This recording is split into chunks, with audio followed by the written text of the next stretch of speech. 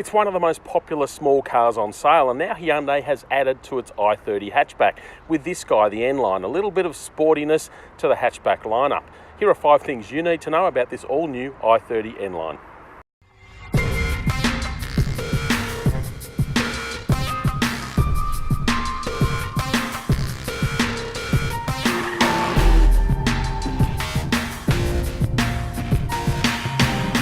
Number 1, it may sound like a new model, but it actually replaces the i30 SR.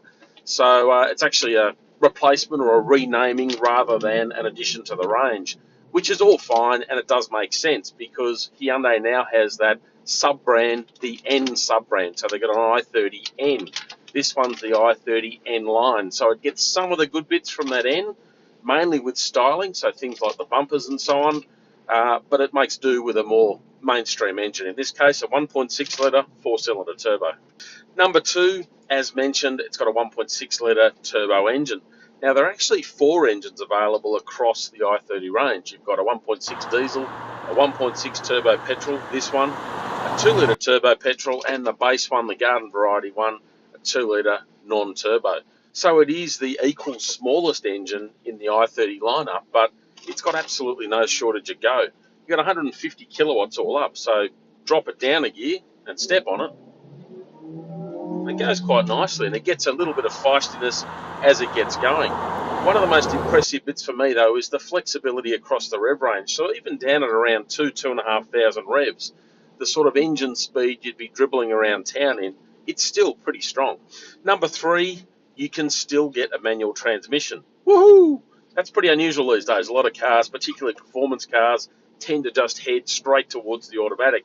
And you can indeed get an auto for this car, a twin clutch automatic. It does come with some caveats. It's got that little bit of hesitation here and there, particularly when you're taking off. But the manual's a sweet little unit generally. The manual is also a fair bit cheaper. It starts at $26,490 for this car, which is your base i30 N-Line.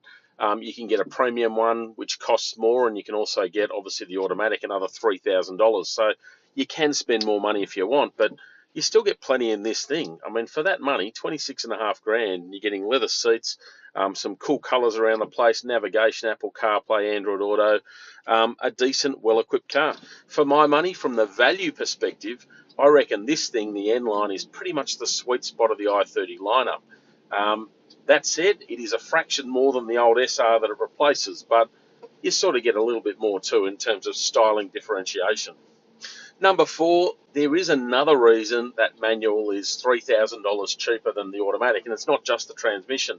It also comes down to active safety. You see that base car, the 6-speed manual, it misses out on some active safety features, things like autonomous emergency braking and radar cruise control, the ability to maintain a set distance to the car in front.